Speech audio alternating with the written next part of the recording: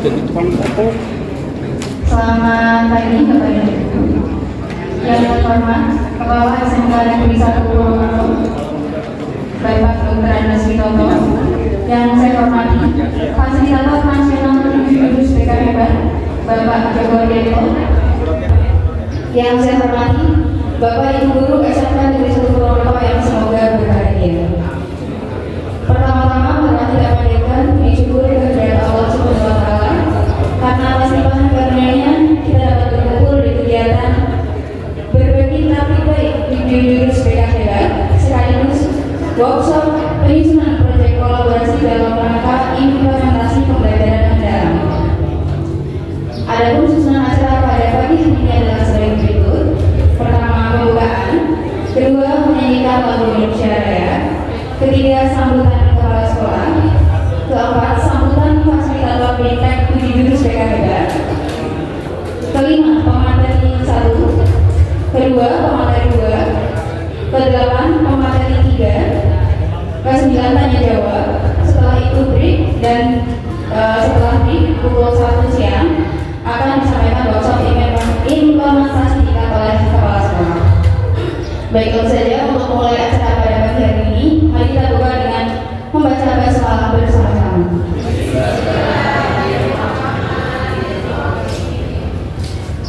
Acara selanjutnya menyanyikan lagu Indonesia Raya. Kepada Bu Titi dipersilakan, hadirin dimohon berdiri.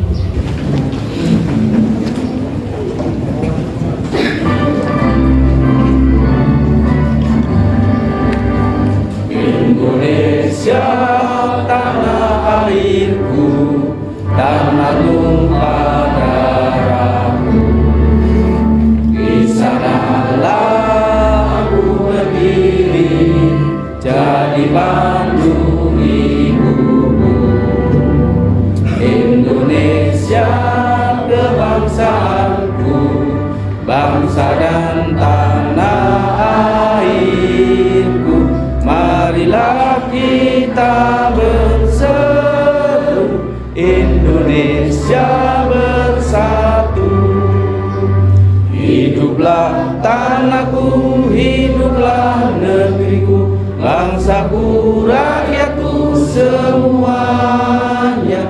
Bangunlah jiwanya, bangunlah badannya untuk Indonesia Raya. Indonesia Raya, merdeka, merdeka, tanahku, negeriku yang ku cinta. Indonesia Raya, merdeka, merdeka, hiduplah Indonesia Raya. Indonesia Raya, merdeka, merdeka, tanahku, negeriku yang ku cinta.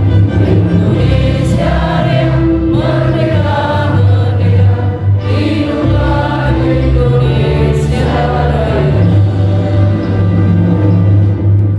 Hadirin silakan duduk kembali.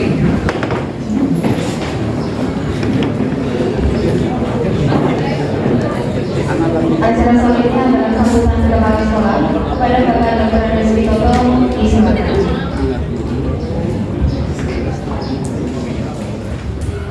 Assalamualaikum warahmatullahi wabarakatuh.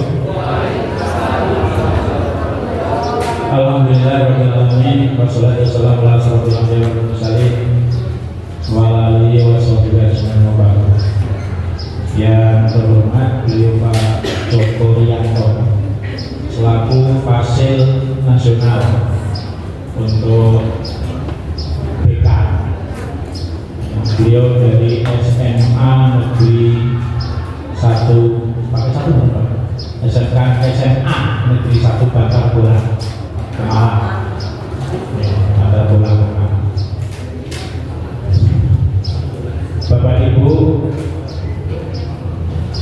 guru, baik ini mulai dari Pak Andi, Pak Guru, Pak Kakak yang lain, Bapak Ibu yang lain, yang saya hormati juga. Puji syukur kehadirat Allah Subhanahu wa Ta'ala atas segala nikmat yang kita terima, karunia yang kita terima. Alhamdulillah di pagi dan siang hari ini kita masih di kesehatan dan kesempatan kita untuk melaksanakan kegiatan yang dalam hal ini dikemas sebagai OJL yang bagian dari RTL pelatihan Bapak Ibu Guru BK. Sholawat dan salam tertujukan pada Nabi besar Muhammad Sallallahu Alaihi Wasallam. Selamat datang ini Pak Joko di SMK Negeri 1 Purwokerto. Mungkin sebelum saya sampaikan beberapa hal yang perlu saya sampaikan, SMK kami, SMK Negeri 1 Purwokerto ini jumlah siswanya sekitar 2.130 sekian. Hari ini tadi ada menunjukkan lagi satu, baru saya tanda tangani satu orang menunjukkan diri lagi. Pas 10 ya Mas, di 2.131 yang terbagi menjadi 60 rombongan belajar dengan 7 kompetensi keahlian, atau kalau tidak bahasa lama dulu ya bisa mendengarkan kompetensi keahlian orang familiar. Jadi gampangnya ya 7 jurusan, dulu asalnya adalah SMEA. Ini perkenalan singkat dari sekolah kami, Bapak Ibu gurunya yang plus minusnya 100 lebih. Kalau kita pun dengan gurunya ada karyawan sekitar 130-an. Dan lagi selamat datang Bapak Joko di SMK Negeri 1 Purwokerto ini yang ada di Jalan Dr. Suparno. Kayaknya nyarinya gampang, yang dari Gor itu sudah langsung bisa masuk ke sini. Bapak Ibu, ini terima kasih juga ini saya sampaikan kepada semua Bapak Ibu guru yang telah berkenan menghadiri kegiatan ini. Ini ya tahun pertama kalau boleh dibilang ya, dengan kurikulumnya kurikulum lama sih, dengan pendekatan sekarang PM itu ya, pembelajarannya mendalam, ternyata pelatihannya macam-macam gitu ya. Yang Bapak Ibu guru sasaran kemarin lewat pembelajaran PM, KKA, ada koordinat di situ. Lah yang BK juga ada kegiatan semacam itu. Nah ini dari semua lini dan dari semua sisi diadakan pelatihan. Nah untuk sekolah kita SMK Negeri 1 Purwokerto ini, saya juga kaget ya, terkejut juga dari seluruh guru BK yang tidak diundang pelatihan musik tok. Yang tidak diundang satu Pak, kira sudah Mas 7 yang tidak diundang siji, jadi 6 itu diundang semua. Tidak diundang itu sampai tua kayaknya. Bagus nih bagus. Kayak tadi kitab sini kok bagus aja benar. Yang tidak diundang itu Pak. Malah jenis paling tua yang diundang. Jadi mengejutkan sekali dari satu sekolahan diundang kabeh. Bahkan sekolah sebelah gitu ya, yang saya juga di sana, guru BK-nya yang pada nangkeh gitu ya, yang diundang cuma siji. Nah sekolah lainnya paling ya satu gitu. Ini sekolah kita tuh sama, ini sebuah prestasi, sebuah kehormatan yang luar biasa di sama orangnya. Sehingga kehadiran beliau ini di sini dalam rangka pendampingan kegiatan OJL. Nah kalau kemarin yang besar-besar itu ada Lakim, OJT, kemudian ada KIM lagi. Kalau yang BK ini ada Lakim, bilang di 4 hari ditambah dengan bukan OJT tapi OJL. Ini istilahnya macam-macam. Kalau OJT on the job training, jadi training masih dalam dunia lembaga pelatihannya. Kalau ini OJL, nah L-nya learning, jadi L-nya itu learning. Kalau training berarti dilatih dan learning itu belajar non-direct. Bedanya itu saja. Tapi ada pendampingan dari fasilitator.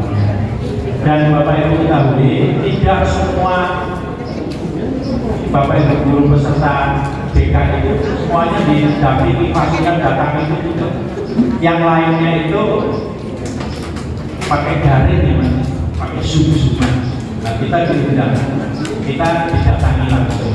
Oleh karena itu pada kesempatan hari ini seluruh Bapak Ibu guru dilibatkan ya, diajak serta untuk memahami tentang kebekaan, ya, kebekaan dalam era PM, kebekaan dalam era PM, ya, dengan mindset yang sudah katakanlah melalui jadi growth mindset, gitu ya, atau PPB ya Mas, PPB ya, pola pikir bertumbuh. Mudah-mudahan ini ada tambahan lainnya kayak bukan PPB gitu ya, PPB. Jadi ini BK ini jurusnya banyak. Ternyata pelatihan BK mengenalkan tentang jurus, ada 7 jurus, 7 jurus tapi 7 sumur yang berbeda-beda. Nah kemarin karena kita yang diminta yang menang kegiatan ada 6, sehingga 6 itu sudah menjurus ke jurusannya masing-masing. Nah pendampingan dari ini mestinya hanya 3 orang gitu ya, tapi daripada 3 orang nanggung kabeh baik sisa. Ya, sehingga tidak ada istilah ekonomis ini dulu, sehingga semua Bapak Ibu guru mendapatkan kesempatan yang sama. Oleh karena itu Bapak sekalian, mohon nanti bisa untuk diikuti, bisa untuk di apa namanya, ya dicermati gitulah ya, sehingga kedepannya ya, pembelajaran, kemudian pengelolaan siswa, ya kita mengelola luar biasa 2001 itu apa ya, sesuatu yang luar biasa sekali. Jadi oleh karena itu sekalian saya hanya minta satu, tolong diikuti dengan sungguh-sungguh dengan baik. Kalau ada hal-hal yang kurang paham ya, ya monggo ditanyakan kami tuntas. Boleh nggak Pak Jokowi?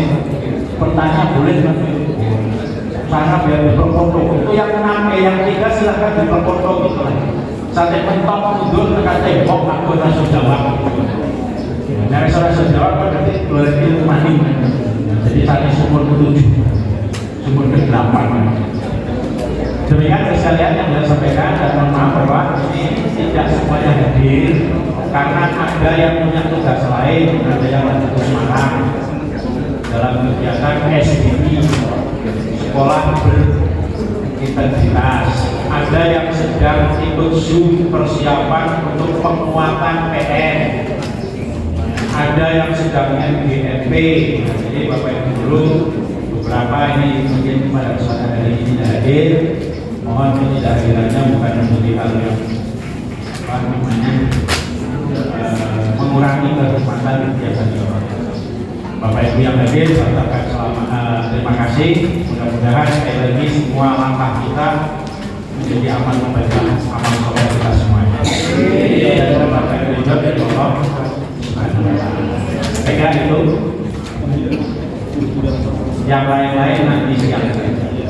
Terima kasih. Bila kita berdaya. Assalamualaikum warahmatullahi wabarakatuh. Terima kasih Bapak atas sambutan yang telah diberikan. Sambutan selanjutnya akan disampaikan oleh Fasilitator Nasional Studi Jurus BKBK kepada Bapak Joko Rianto. Disilakan. Izin berdiri, Assalamualaikum warahmatullahi wabarakatuh. Alhamdulillahirabbil alamin, alhamdulillahirabbil alamin, wassalatu wassalamu ala rasulillah, asyhadu an la ilaha illallah wa asyhadu anna Muhammadan rasulullah. Yang kami hormati Bapak Allah dan juga Bapak Andi, juga Bapak Ibu semuanya, alhamdulillah pada kesempatan pagi hingga sore nanti mudah-mudahan begitu saya bisa bertemu dengan Bapak Guru kita semuanya. SMK 1 Purwokerto itu bukan hal yang baru, kebetulan pada saya ya, istri itu alumni PI Bapak Ibu. Oke. Kebetulan istri itu adalah alumni dari SMK 1 Purwokerto. Kalau nggak salah tahun 2001 gitu. Alumni PI Bapak Ibu istri. Jadi ada. Mungkin kalau saya jawab tahu nggak? Kalau kita tes, tapi beliau itu adalah alumni dari SMK 1 Purwokerto, dulu jurusan MB.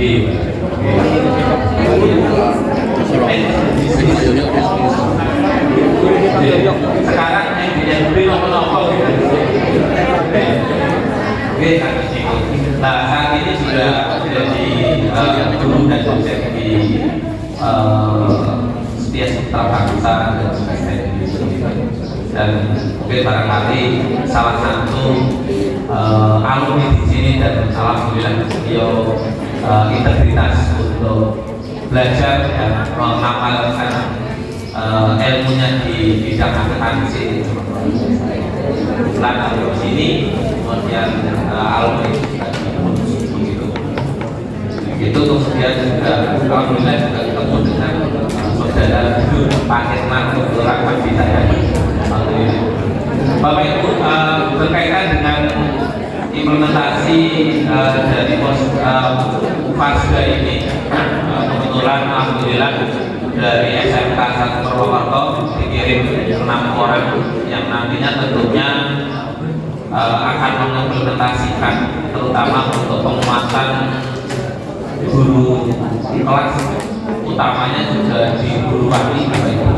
Guru wali saat ini kita ada program khusus ya di Permen ini yang kaitannya dengan guru wali ini belum ada sebelumnya, dan tentunya di tahun ini kita ada guru wali. Tentunya nanti Bapak Ibu Pasga akan menguatkan peran-perannya ya, apa yang harus kita lakukan terutama ilmu-ilmu KPK. Harapannya memang di guru wali nanti itu setidaknya sebagai salah satu yang saya Bapak Ibu guru BK itu jumlahnya sedikit ya, sehingga Kementerian Pendidikan itu untuk menjangkau siswa yang luar biasa banyak, maka guru BK tidak bisa sendiri, maka ada yang namanya guru wali.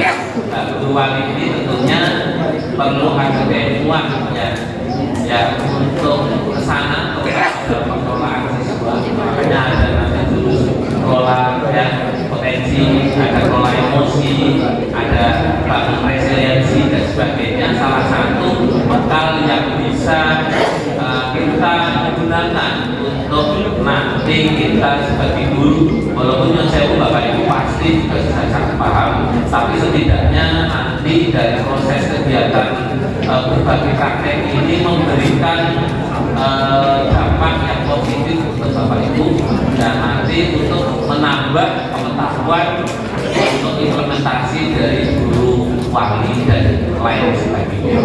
Itu kemudian saya juga kaget tadi ternyata auditnya semuanya begitu. Kemarin sempat memang saya tidak harus semua Bapak Ibu guru ya, cukup untuk guru kelas ya, guru yang kelas langsung, tapi luar biasa Pak Witono mensupport untuk adanya Bapak Ibu semuanya. Ini berarti sudah sangat luar biasa ya, responnya biar Bapak Ibu guru juga sangat menjadi sangat paham lagi untuk ilmu ini, dan tentunya ini sekali lagi saya secara pribadi sangat mengapresiasi adanya kegiatan ini dan mengikutkan semuanya. Berarti pemahaman untuk masalah ini semakin cepat, tidak terlalu lama, tidak membutuhkan waktu yang lama, sehingga juga difasilitasi oleh sekolahan. Dan ini harapannya dari kementerian juga seperti itu. Artinya ketika program ini sudah bergulir, maka cepat dieksekusi di lapangan.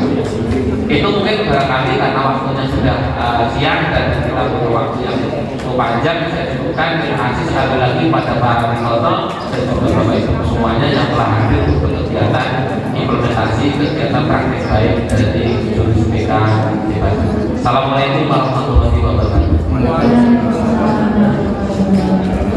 Terima kasih atas sambutan yang paling penting. Nanti langsung saja mengenali potensi akan disampaikan oleh Ibu Fadli Fadliatun dan Pak Satuwati. Kembalinya disilakan.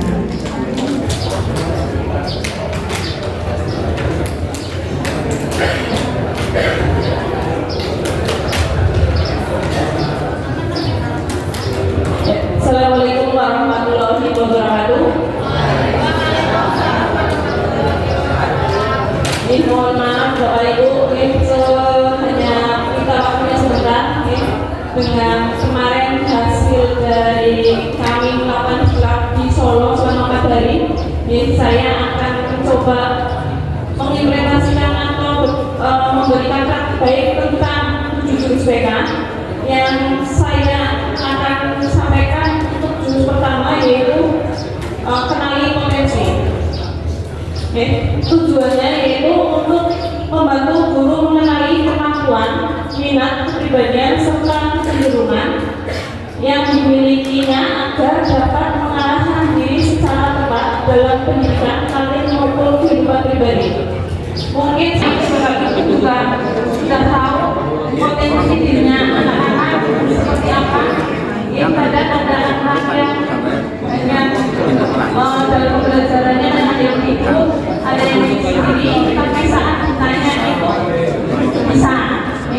Nah, tapi tidak semua kita tahu potensinya mereka itu seperti apa. Nah, hari ini saya mencoba sampai untuk menggali atau biar Bapak Ibu tahu itu bagaimana cara mengenalinya. Tidak hanya kaki guru BK, tapi Bapak Ibu juga bisa mengetahuinya.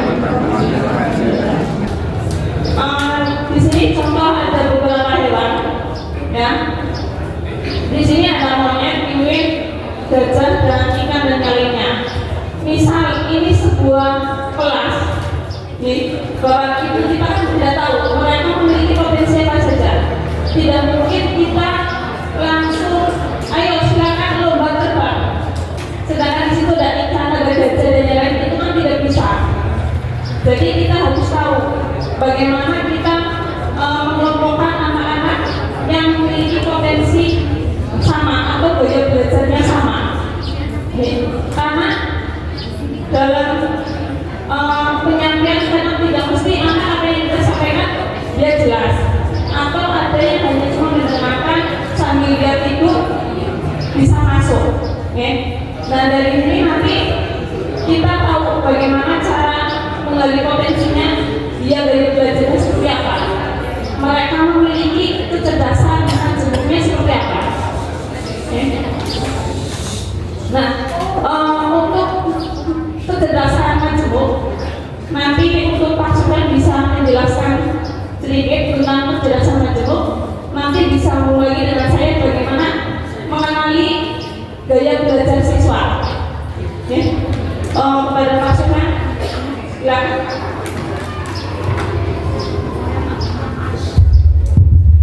Bismillahirrahmanirrahim. Assalamualaikum warahmatullahi wabarakatuh. Sugeng siang Bapak Ibu hebat. Terima kasih atas waktu dan kesempatan yang telah diberikan kepada saya. Saya sedikit akan menyambung apa yang telah disampaikan oleh Bu Fadli yang kaitannya dengan jurus satu. Jurus satu tadi nanti sudah ada tulisannya depan ya bahwa ada 7 jurus BK hebat. Artinya ini nanti diharapkan semua guru, Bapak Ibu guru itu bisa mengenal atau dasar-dasar tentang kebekaan. Jadi nanti mungkin ada beberapa jurus yang akan kita sampaikan. Kebetulan pada beberapa waktu yang lalu kami telah melakukan UCL di beberapa kelas. Dan kebetulan saya di bagian kenali potensi, ya, karena itu jurus yang pertama. Kenapa dikatakan jurus? Ya mungkin karena itu istilah yang lain dan unik ya. Karena kemarin kita ketika mengikuti acara Bintek juga istilahnya itu di sana adalah padepokan. Jadi seperti ketika saya orang sepuh ya dulu padepokan mendengar ya. Jadi kalau padepokan nanti ada merdeka, kemudian yang belajar adalah jurus-jurusnya. Kebetulan BK ini ada 7 jurus BK yang akan nanti disampaikan kepada Bapak Ibu Tapi untuk kesempatan hari ini kita hanya menyampaikan 3 jurus karena keterbatasan waktu dan tempat gitu. Sebelum saya akan mulai menyampaikan tentang kenali potensi, karena ini waktu sudah menjelang siang, saya mengajak Bapak Ibu guru untuk bernyanyi ya. Biasanya dengan nyanyi kita akan bisa lebih fresh ya, karena sudah siang, mungkin waktunya panas, kemudian ada yang sudah sumuk, ada yang ngantuk. Mari kita coba untuk bernyanyi 7 jurus BK hebat. Baik, mohon pada Bapak Ibu guru untuk berdiri. Mulai. Ini adalah judul lagunya 7 jurus BK hebat. Silakan bernyanyi sambil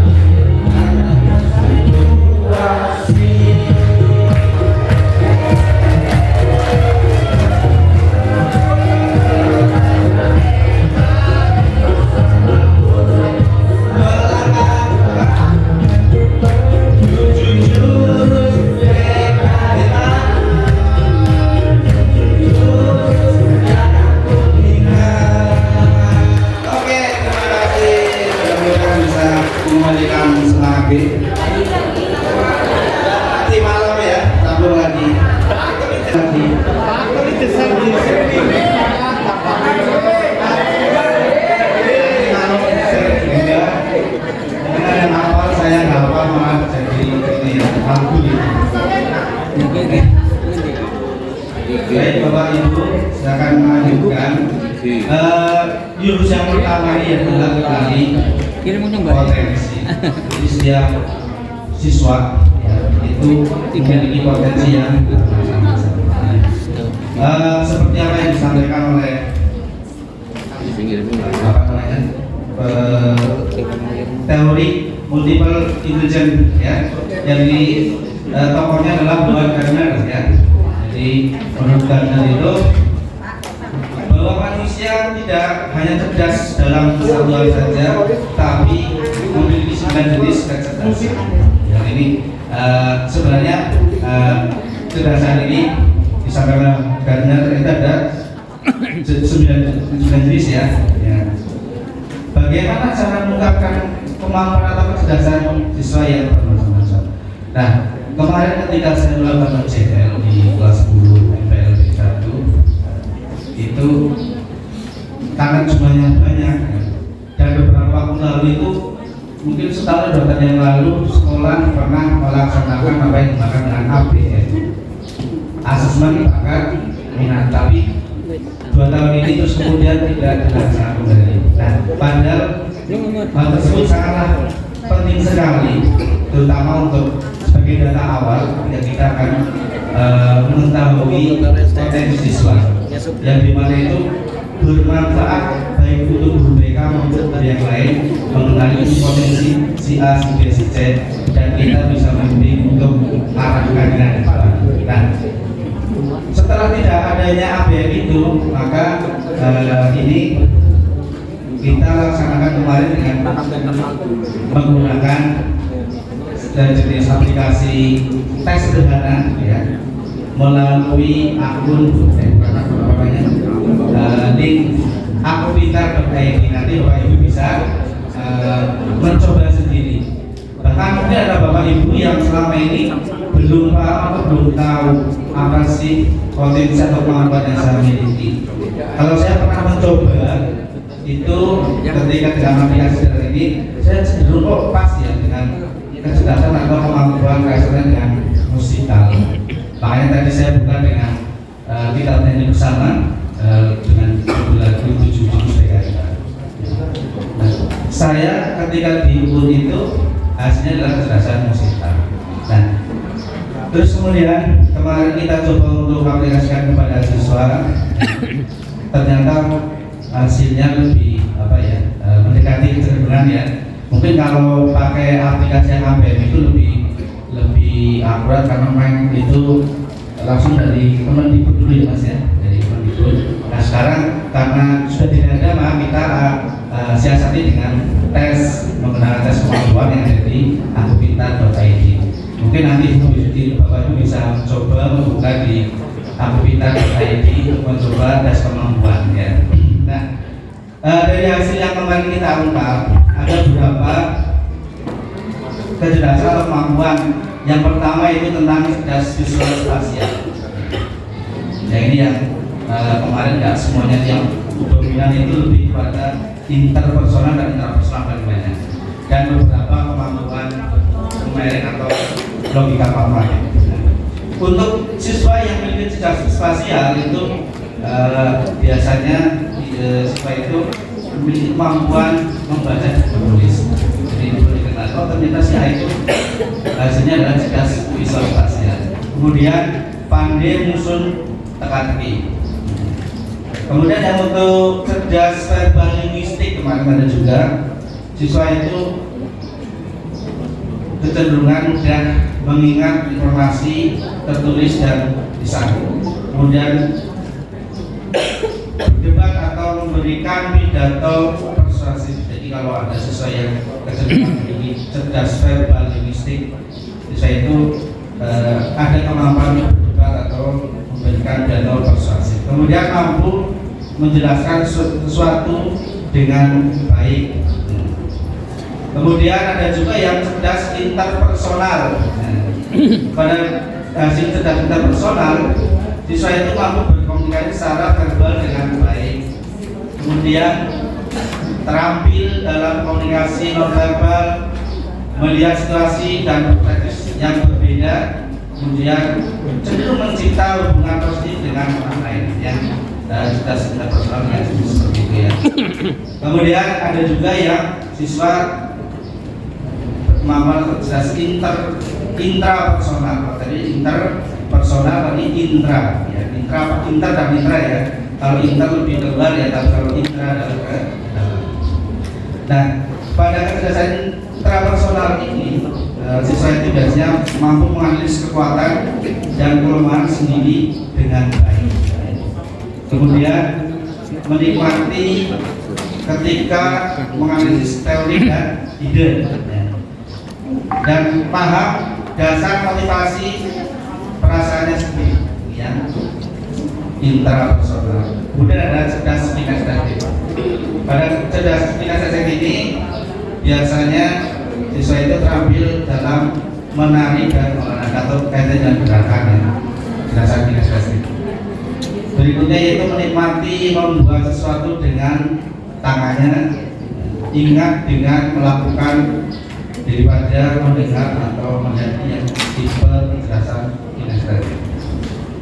Kemudian ada cerdas naturalis. Nah ini ada juga kemarin saya menemukan hasil dari tes kemampuan dari siswa yang mungkin rata-rata setiap kelas itu ada 2 atau 3 ya, dengan hasil tes kecerdasan naturalis. Jadi siswa tertarik pada mata pelajaran seperti botani, biologi, dan zoologi. Di SMK itu ada apel kupas, jadi lebih tertarik sebelum ke sana ya. Kemudian mengkategorikan dan membuat katalog informasi dengan mudah.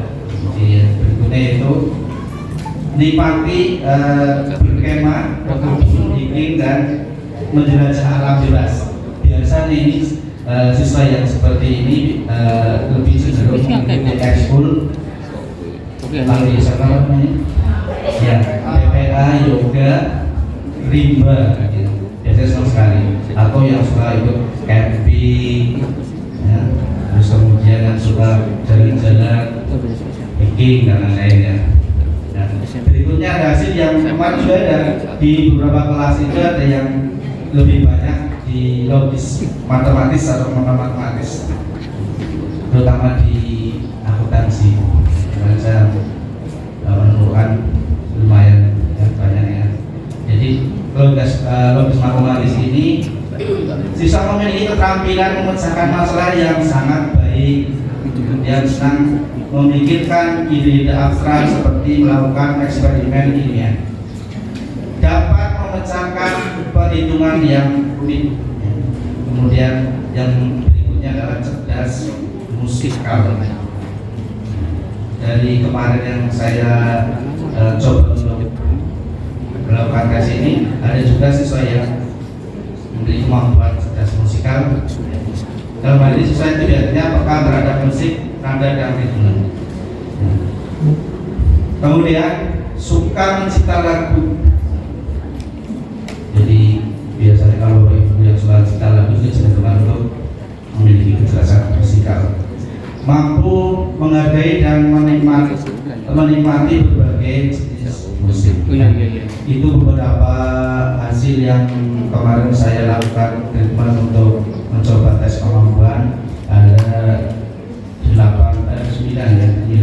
kecerdasan yang didapatkan ya, dari siswa itu. Kemudian, nah hasil ini nanti depannya akan sebagai dasar data-data dasar untuk mengarahkan atau mendidik siswa. Misalkan kalau misalkan ada yang kecerdasan naturalis, maka diarahkan kalau bisa ya ikut ekskul, misalkan PPA, kemudian bisa pramuka atau PMR ya, yang sering hiking atau berpetualang. Nah, kemudian juga yang cerdas musikal diarahkan untuk mengikuti ekskul. Nah, itu manfaatnya ya Bapak Ibu, ketika kita mengetahui potensi ya siswa, mengenal siswa, agar supaya nanti ketika kita kedepannya bisa membimbing mengarahkan siswa untuk terutama karirnya ya, pilihan karir. Kan ada kadang juga siswa yang sampai kelas 12 itu bingung, saya coba mau pilih jurusan apa, saya mau kemana, masih bingung. Maka dengan bekal dasar tadi, kata tadi, maka kita bisa menyampaikan ini loh gambaran kamu, kamu memiliki kecerdasan seperti ini, sehingga kedepannya nanti bisa diarahkan untuk karir. Nah, linknya mungkin Bapak Ibu bisa mencoba untuk mempraktikkan ini ya. Jadi silakan monggo yang bawa HP untuk dibuka melalui Google Chrome ya, buka atau ditulis akupintar.id ya. Coba silakan monggo. Nanti aja atau masih penuh. Oke. Ya. Ini adalah salah satu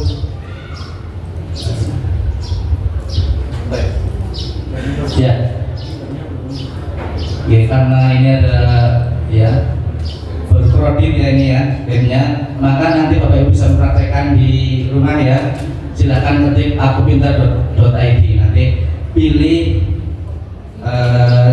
tes kemampuan ya, tes kemampuan dan gaya belajar gitu ya. Karena ini sudah provinsi sehingga tidak bisa masuk ke sana. Baik, monggo selanjutnya Pak Jaya akan melanjutkan jurusan. Tadi sudah ada beberapa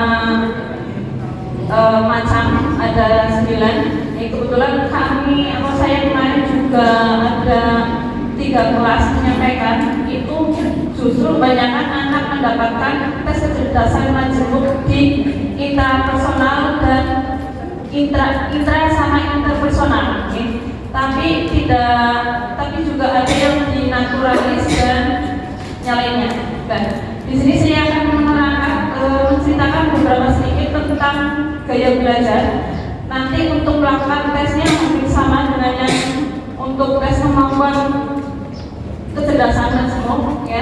Di situ juga nanti di bawah setelah ini selesai ada juga tes untuk mengetahui gaya belajar. Nah, kebetulan kemarin saya sempat ke siswa untuk memberikan contoh mereka membuat tugas yang kalau yang seperti ini ada 3, yaitu tes gaya belajar kinestetik, auditorial, sama visual. Kalau contoh untuk kinestetik, yaitu biasanya hanya dengan benda atau melakukan permainan, ice breaking dan yang lain, atau yang berhubungan dengan gerak dan yang lain. Itu biasanya di kinestetik. Ini contoh tugas siswa yang kemarin sempat saya kasihkan. Walaupun ini hanya contoh dari Eko Frame, ini Eko contohnya. Jadi ada yang dia kalau memiliki gaya belajar kinestetik, mereka akan kreasi dengan apapun ini. Ini ada 2 contoh.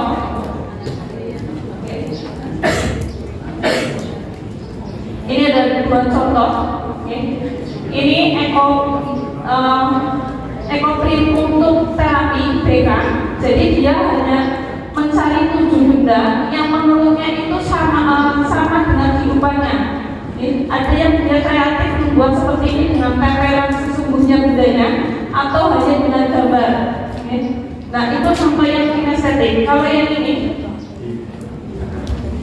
ini adalah contoh gaya untuk yang visual. Untuk visual, ini anak saya kemarin untuk tentang kehidupan pribadi, tentang data dirinya, menceritakan.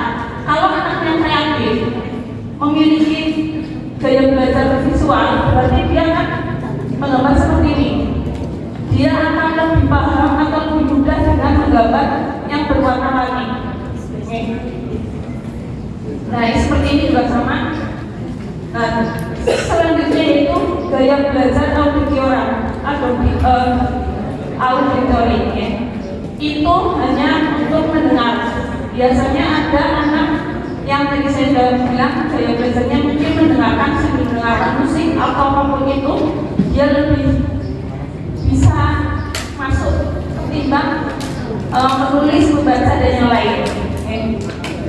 Itu untuk gaya belajar ada 3, berarti tadi yang visual, auditory, sama kinestetik.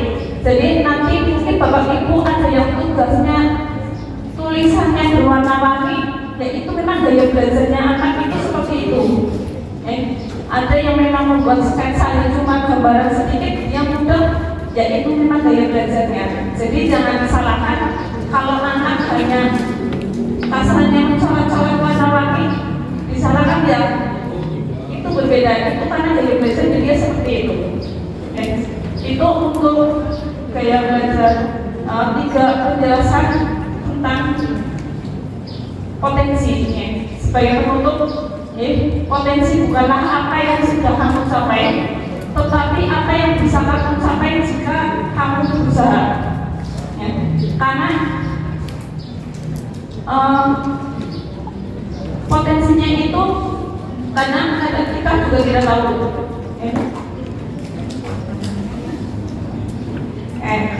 Terus kenali dirimu, mengembangkan potensimu, raih masa depanmu.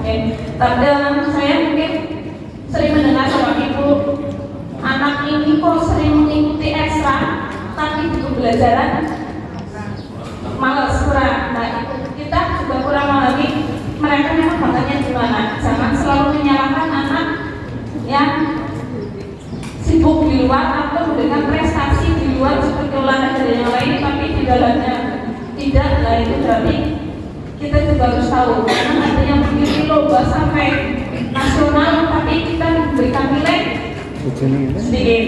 Kan itu berbeda, berarti memang dia potensinya mungkin di luar, tidak di akademik. Itu saja dari saya. Terima kasih. Assalamualaikum warahmatullahi wabarakatuh.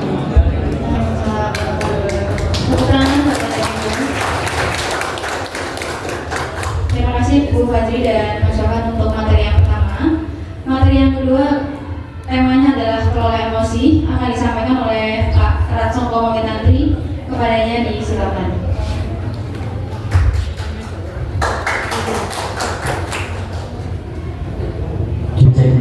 Sebelumnya Assalamualaikum warahmatullahi wabarakatuh. Assalamualaikum warahmatullahi wabarakatuh. Ya, Bapak Ibu, mohon maaf, saya berdiri di sini sharing di Bu pengalaman implementasi praktek baik yang kamu praktekkan atau yang saya praktekkan dengan jadwal kelas 10.1 di mana berkaitan dengan kelola emosi. Sebelum saya mau praktek baik saya berkaitan dengan pengelolaan emosi, saya mau ingin bertanya ke Bapak Ibu semuanya, gimana perasaan Bapak Ibu semuanya dari kehidupan cair? Sekali lagi, gimana perasaan Bapak Ibu guru semuanya dari kehidupan cair? Masih benar-benar cemas ya? Takut baik. Ya. Itu sama gitu, tinggal bayar ke bumi kita ini. Ya, mohon izin Bapak Ibu semuanya, karena kebetulan tinggal 30 menit, nanti saya berbagi waktu dengan Pak Afri. Nanti Pak Afri yang 20, saya yang 10 mau lagi. Nah, di awal ketika kami mempraktekkan tentang kelola emosi itu, kami memberikan sebuah cerita Bapak Ibu. Jadi dalam pelatihan yang di Solo ini kami ditawarkan sebuah metode baru, yaitu ARKA. ARKA itu di mana itu terdiri dari aktivitas, refleksi, konsep, dan aplikasi. Sehingga harapan yang ditawarkan ke kami Bapak Ibu semuanya ketika masuk ke kelas, harapannya bukan lebih awal dalam tanda kutip memberikan materi, namun pernahkah Bapak Ibu atau sudahkah setiap harinya ketika menyapa anak-anak semuanya dengan sapaan bagaimana kabar hari ini? Sudah sering Bapak Ibu dilakukan? Sudah? Kalau sudah, pernahkah Bapak Ibu lebih mendalam lagi bagaimana keadaan Bapak Ibu kalian semuanya? Lebih mendalam lagi, apakah uang saku kalian masih ada? Nah, harapan yang diharapkan dari kami diajarkan seperti itu adalah nantinya Bapak Ibu juga mempraktekkan sebelum masuk ke ruang kelas, harapannya mengetahui kondisi siswa yang terlebih dahulu. Karena apa? Bapak Ibu mohon maaf ya, berita dari Banten yang sangat kuat yaitu yang sangat baik, yaitu hanya menegur siswa yang merokok berujung pada pidana. Jadi Bapak Ibu semuanya, siswa kita sekarang lebih aktif, sehingga harapan dari kelola emosi ini harapannya Bapak Ibu ketika masuk kelas nantinya bisa mengetahui kadar emosi dari siswa Bapak Ibu semuanya. Sehingga dari praktek yang saya lakukan, ya ini ceritanya saya saja ya Bapak Ibu. Jadi ARKA itu yang pertama yaitu aktivitas. Jadi saya membuat sebuah cerita ya, seperti ini, nanti saya kasih kesimpulannya.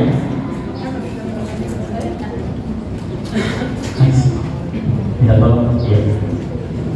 Nah, sebelum sini dulu ke yang diskusi. Nah, jadi para siswa kami berikan selembar kertas buram yang nantinya mereka diminta dalam saya bercerita, nanti mereka mengekspresikan jika menyesal, maaf jika mereka gregetan atau emosi dan seterusnya, boleh kertas itu diremas-remas. Namun kalau mereka tidak ekspresi, silahkan kertas tersebut dibiarkan saja. Dan kalau mereka itu merasa senang, silahkan kertasnya ditulis-tulis. Dan pada akhirnya awalnya saya menceritakan tentang bagaimana seorang anak di hari Minggu sedang liburan dengan orang tuanya yang sangat senang. Namun ketika sampai rumah sudah persiapan untuk tidur, teringat bahwa besok hari Senin adalah ulangan matematika.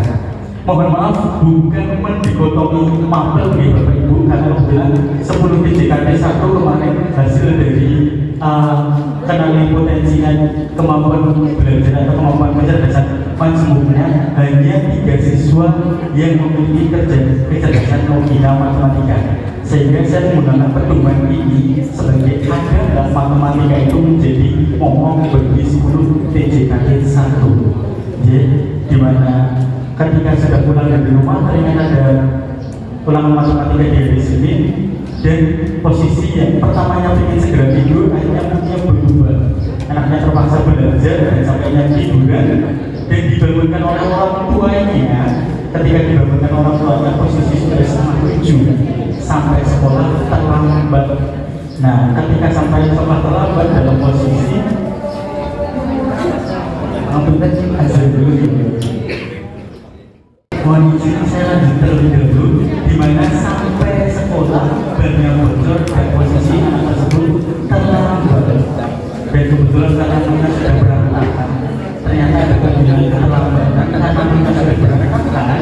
Dengan omongan seperti apapun biasa seperti omelan, ya sudah ada diikuti.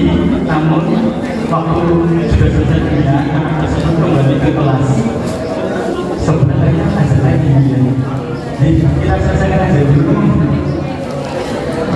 Kalau kita lanjut ya, lanjut dulu ya. Sampai kelas anak itu dalam posisi terlambat, dan ternyata ketika kamu tanya temannya, jadi ada ulangan matematika atau tidak, temannya menjawab, kan sudah diumumkan di grup hari ini Pak Andi sedang ganas keluar, sehingga tidak jadi ulangan. Bagaimana selesai anak kita?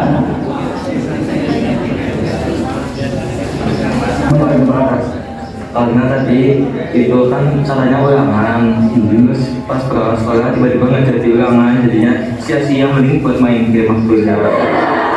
Ya buat nonton YouTube gitu nanti kamu. Lanjut. Pernah waktu SMP, jadinya itu Kancan.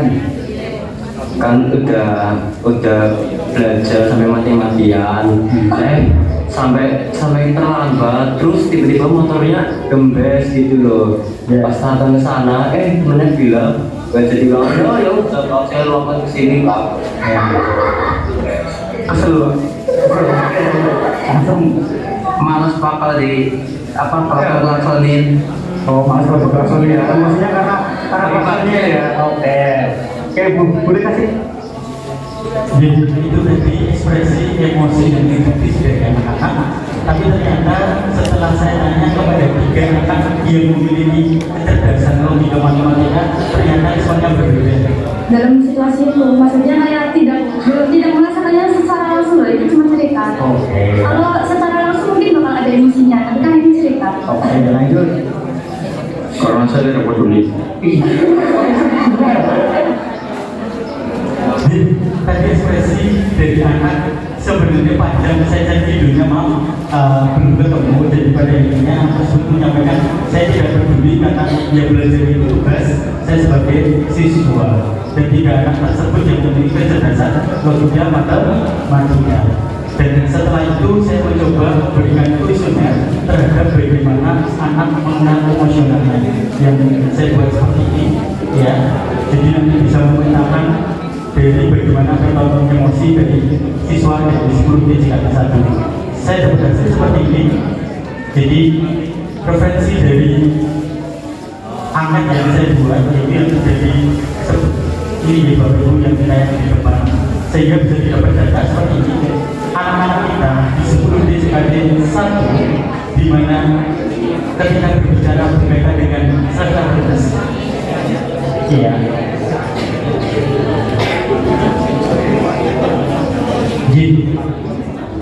Yang berkaitan dengan anak-anak kita bisa mengenal emosi berupa senang, sedih, takut, dan khawatir, itu ternyata ada. Ya, ada yang bisa mengenal emosi itu hanya 21.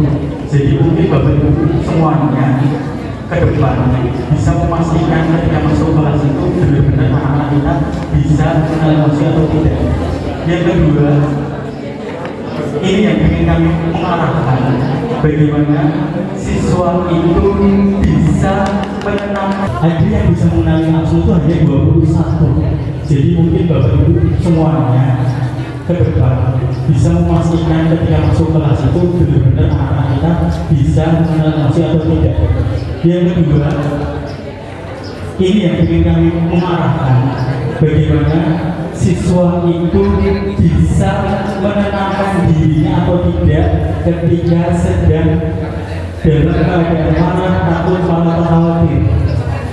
Data yang kami dapat ternyata baru 16 siswa dari 35 siswa yang mampu mengendalikan dirinya ketika sedang emosi. Bapak Ibu, ini baru sampel satu kelas ini. Jadi selanjutnya, bagaimana tanggung jawab anak kita bahwa ketika mereka emosi, mereka berpikiran dampaknya kepada orang lain. Ternyata juga baru 14 siswa yang bisa berpikiran bahwa emosi saya nanti tidak sesuatu positif. Itu yang secara clear baru 14 siswa. Sementara yang mereka yang memiliki keterampilan realisasi itu menjadi pertemanan dengan teman sekolah satu sekolah secara sehat, alhamdulillah sudah 28.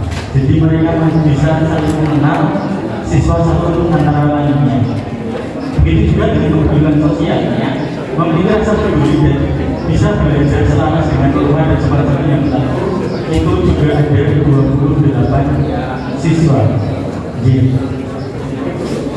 Sehingga dalam pelatihan ini berkaitan dengan kelolaan emosi, BPPK menawarkan sebuah konsep yaitu tangan hidung. Di mana tangan hidung itu, Bapak Ibu semuanya, susunan otak kita itu terdiri dari korteks, limbic brain, dan reptilian brain, yang dimana ini yang berkaitan dengan emosional kita semuanya, Bapak Ibu. Nah, secara konkretnya seperti ini, Bapak Ibu, pangapunten bahwa di dalam jari kita itu ada 5. Ya, penggambarannya bahwa 4 jari kita itu adalah korteks yang dimana menjadi pawang, sementara ibu jari kita itu yang menjadi limbic. Ya, sementara area ini adalah area reptilnya. Sehingga kami menawarkan ke Bapak Ibu guru semuanya, ketika di kelas nanti berhadapan dengan siswa yang sedang emosional, diajarkan mereka simulasi terhadap tangan diri ini. Ketika apa emosi, cobalah tutup ibu jari kalian secara perlahan-lahan, tutuplah jari yang lain, sehingga ketika kamu mau memukul teman kamu, sadarlah bahwa lebih baik menahan diri daripada merespon. Coba Bapak Ibu semuanya boleh berkenan tangannya semuanya diangkat ke atas. Ketika kamu sedang emosi, tekuklah ibu jarimu. Rasakan yang apa kamu rasakan. Ketika kamu jengkel,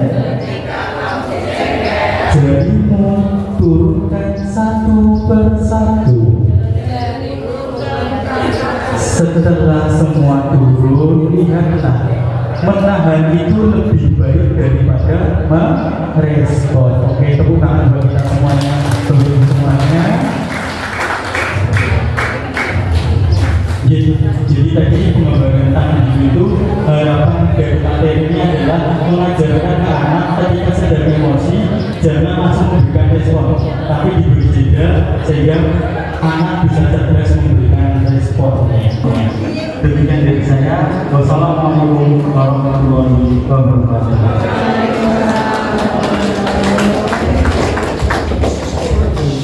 Terima kasih Pak Alfonso atas materi kelompoknya. Menyambung ke materi yang ketiga atau yang terakhir dari BK, yaitu bangun kolaborasi yang akan disampaikan oleh Bapak.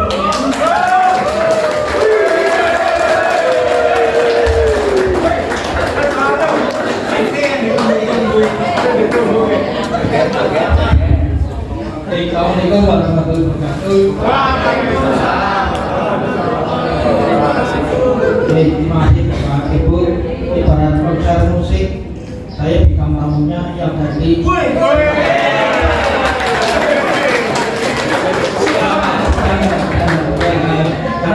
Soalnya dibanggakan.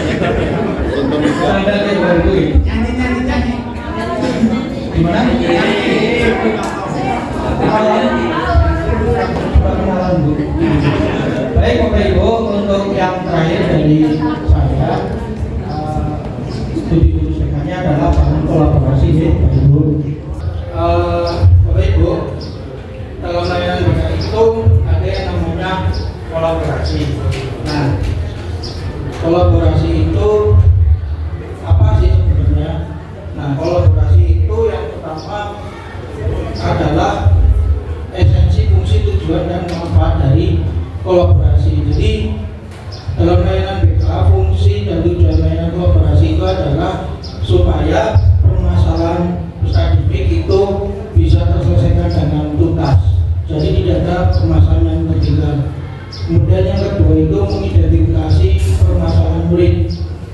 Yang ketiga, mekanisme kolaborasi dalam menyelesaikan permasalahan murid. Yang keempat itu strategi pelibatan orang tua.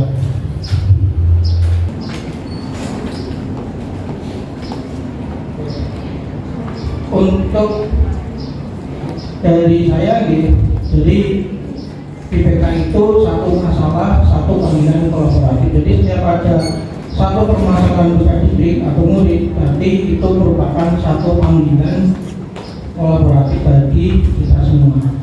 Bapak Ibu yang kami hormati, jadi dalam sekolah ketika ada permasalahan peserta didik atau murid itu merupakan tanggung jawab kita semua.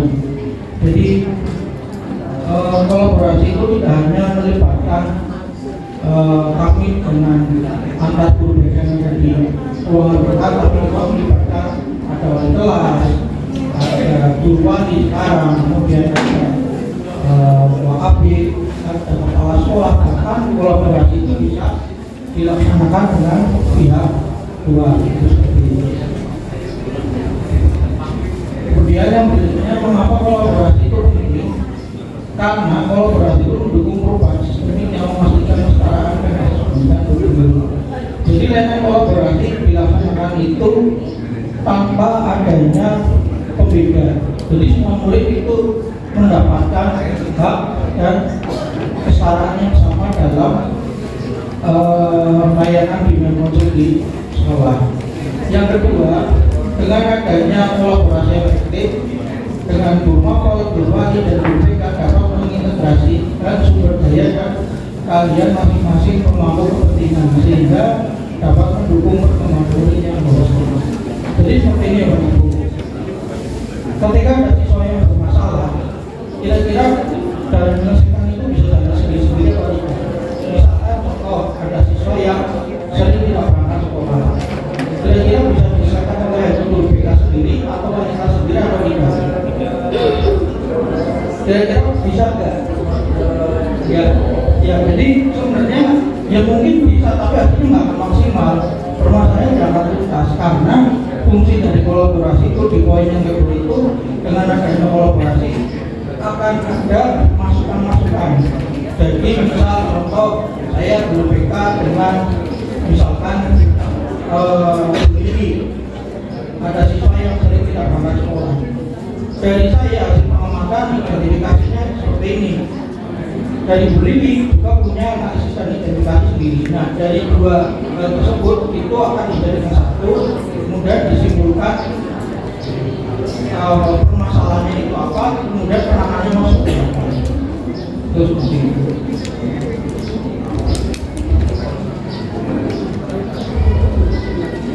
Nah, Bapak Ibu, ini peranan masing-masing dalam kegiatan kolaborasi di antara guru atau guru wali atau guru kelas atau SD, kemudian ini guru BKB yang sebelahnya. Lanjutkan aja. Manfaat dari layanan kolaborasi. Jadi layanan kolaborasi itu yang pertama memungkinkan identifikasi masalah sejak awal sehingga dapat ditangani secara holistik. Jadi ketika ada siswa yang bermasalah itu langkah yang pertama itu baiknya jangan menunda di mungkin. Jadi ketika muncul masalah siswa atau murid itu segera mungkin harus dilaksanakan komunikasi. Kira-kira kenapa sih permasalahan murid itu muncul? Kemudian nanti penanganannya seperti apa? yang itu meningkatkan peran orang tua dan masyarakat dalam pendidikan. Jadi dengan adanya kolaborasi dengan orang tua diharapkan orang tua dapat berperan dalam belajar di sekolah. Jadi yang namanya koperasi juga melibatkan yang namanya orang tua yang juga kami lakukan di BK itu ya salah satunya melakukan panggilan orang tua dan kunjungan guru. Dan nanti yang itu, nah identifikasi dan level masalah itu ada dua, bisa diidentifikasi secara mandiri maupun kolaborasi. Tapi yang paling tepat itu dengan kolaborasi. Nah, Bapak Ibu, untuk layanan kolaborasi itu pendekatannya menggunakan MTSS itu, dari multi tiered system of support. Jadi dalam layanan kolaborasi itu ada 3 tingkatan atau bisa dikatakan dengan tier 1, tier 2 dan tier 3. Nah, tier 1 itu yang seperti apa, tier 2 yang seperti apa, tier 3 yang seperti apa. Jadi kalau tier 1 itu seperti ini ya, kalau tier 1 itu jenis masalahnya universal. Universal itu berarti yang sifatnya umum, misalnya kesulitan akademik karena instruksi umum yang kurang efektif, misalkan ada tugas yang mungkin siswa itu belum paham sebenarnya masuk dikasih seperti apa, jadinya dikasih itu kan bingung penyelesaiannya harus bagaimana. Jadi masih universal. Yang kedua, terapkan tidak teraturan perilaku ringan seperti gangguan fungsi di kelas. Misal ketika pelajaran ada yang tidur di kelas, ada yang ngobrol sendiri. Yang ketiga, kurangnya keterampilan sosial dasar atau kesadaran emosional.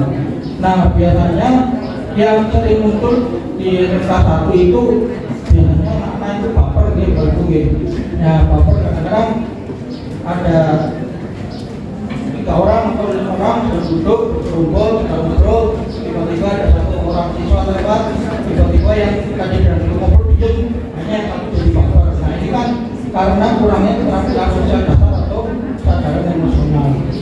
Yang berikutnya ketidakhadiran atau keterlambatan ringan. Yang terakhir kebutuhan keterampilan transisi atau karir dasar. Jadi TSP itu sifatnya universal, ini umum. Nah, kemudian yang kedua itu sifatnya lebih terarah, jadi murid dengan kesulitan yang mulai terlihat dan membutuhkan dukungan tambahan.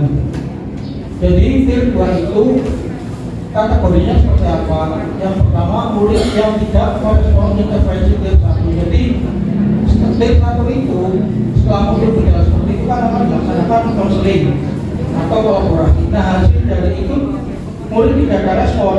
Nah, dari hasil yang itu maka murid itu membutuhkan dukungan tambahan. Artinya harus ada layanan yang lebih mendalam.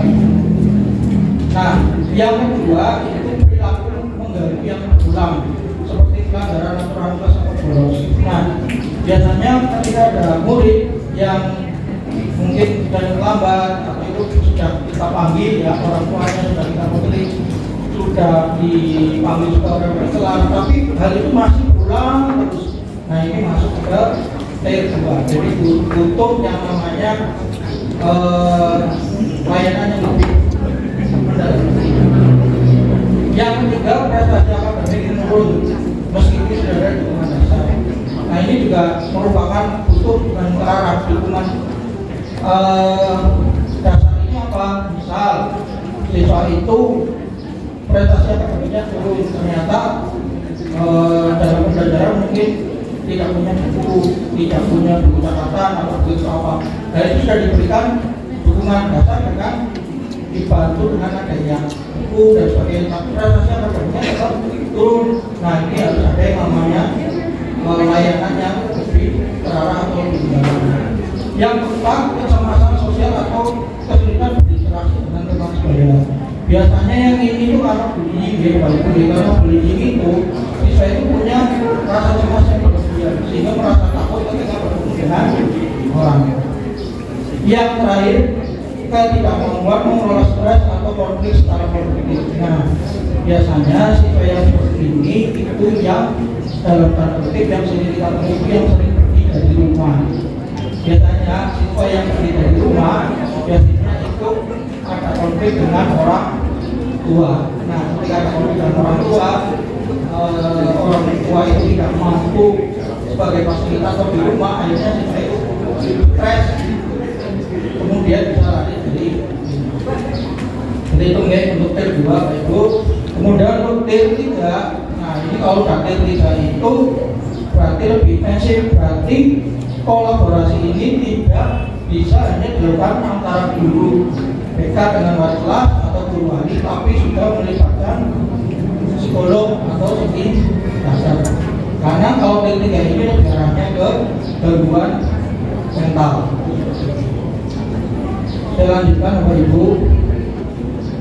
Nah, indikator perlunya adanya kolaborasi dalam penanganan masalah murid di Berkuliah. Jadi indikatornya apa sih, tanda-tandanya harus dilakukan penanganan kolaborasi? Yang pertama, masalahnya ini berulang terus atau kronis.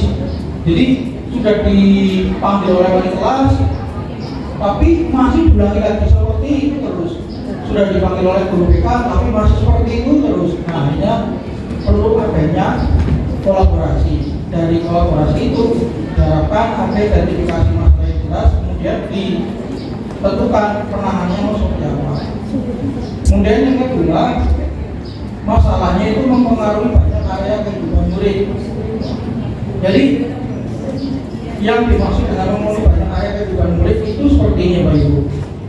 Ya, misalkan ada siswa yang ketika pelajaran terus kemudian menerima hasil ulangan itu nilainya turun dari ulangan pertama, ulangan kedua, ulangan ketiga. Nah, kadang-kadang kita melihat itu hanya permasalahan di satu sisi. Permasalahannya apa? Hanya itu aja gitu. Padahal kalau kita melakukan kolaborasi, kita edukasi, dia juga permasalahan itu muncul karena dukungan dari rumah. Mungkin di rumah itu tidak ada tempat belajar yang aman, mungkin orang tua itu sering tekan, jadi dia tidak bisa belajar, efeknya masuk ke nilai belajar yang turun. Kemudian yang ketiga itu kebutuhan intervensi lintas konteks. Jadi masalah yang terjadi di rumah, di sekolah atau di sosial lainnya yang memerlukan komunikasi antara guru, orang tua, konselor dan mungkin profesional eksternal. Nah, jadi yang ketiga ini misalkan tadi ya ketiga itu ya ketika ada masalah di rumah, mungkin konflik dengan orang tua akhirnya menimbulkan stres dan sebagainya, siswa itu akhirnya pergi dari rumah dan sebagainya. Nah, ini perlu adanya kolaborasi dengan tidak hanya dengan pihak guru BK dan wali kelas, tapi juga dengan profesional yang lain. Karena kalau sudah masuk ke kecemasan atau stres itu harus ke psikiater. Yang berikutnya Bapak Ibu, ada faktor berisiko tinggi. Jadi biasanya permasalahan siswa yang memiliki faktor risiko tinggi itu adalah permasalahan yang mengakibatkan siswa yang bersangkutan memiliki trauma. Ya, baik itu trauma fisik maupun trauma mental. Nah, kalau bicara masalah seperti ini, maka perlu yang namanya kolaborasi, dan dari kolaborasi ini harus disimpulkan identifikasi masalah seperti apa, kemudian ditangani. Kemudian yang berikutnya dibutuhkan formasi atau dukungan dari pihak lain. Bapak Ibu, jadi dalam kolaborasi ini kita itu juga membutuhkan informasi dari pihak lain. Informasi dari pihak lain itu bisa orang tua. Jadi kita itu ada anak bermasalah, misalnya sering datang terlambat dan sebagainya, kita kemudian kolaborasi dengan orang tua. Dari orang tua itu kita punya data. Atau misal kemarin, mohon maaf, Bu Nurul saya sampaikan mohon maaf, ada siswa di kelasnya saya dan Bu Nurul itu sering tidak masuk sekolah karena sakit gitu. Ya, terus kemudian jangan sebut merek.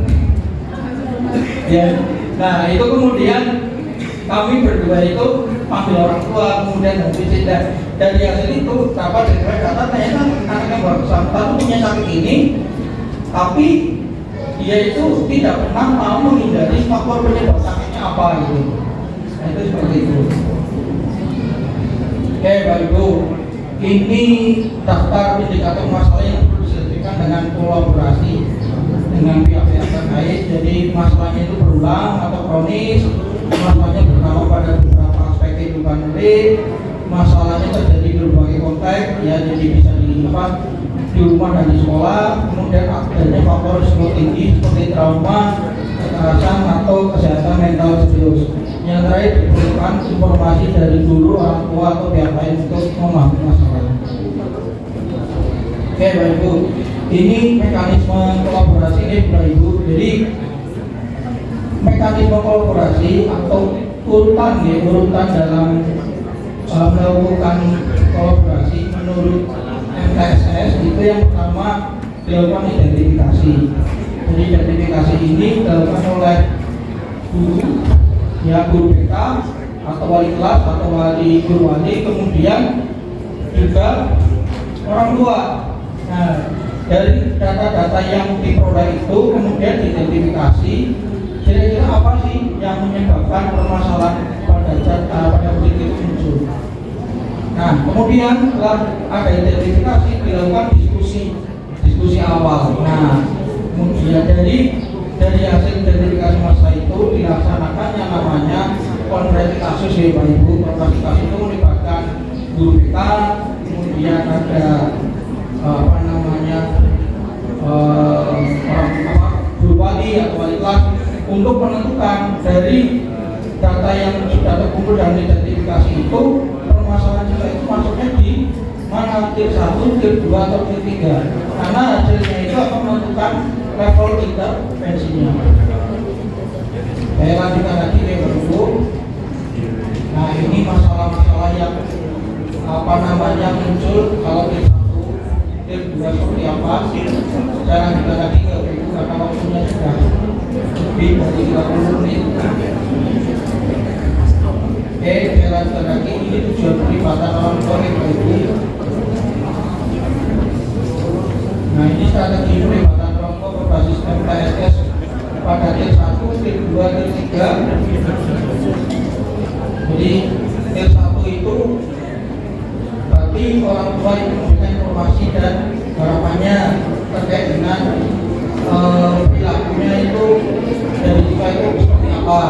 Kemudian mengundang orang tua dalam kegiatan sekolah seperti workshop atau variety class, kemudian menyediakan komunikasi. Kalau tier 2 berarti adanya komunikasi terjadwal tentang perkembangan murid. Misalnya orang tua itu diberi lembar pengamatan. Kemudian yang ketiga itu mengundang orang tua dalam menyusun evaluasi tentang integrasi perilaku.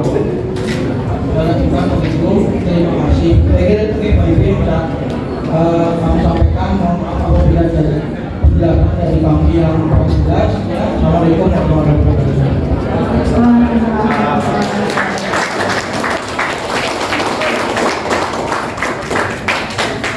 Untuk materi 1, 2, dan 3 sudah selesai. Mungkin ada pertanyaan sebelum kita break? Tidak ada sebut? Jadi kalau tidak ada, berarti pertanyaan kita tiadakan. Untuk sekarang kegiatannya sudah selesai dan kita akan melaksanakan break sampai pukul 1 siang.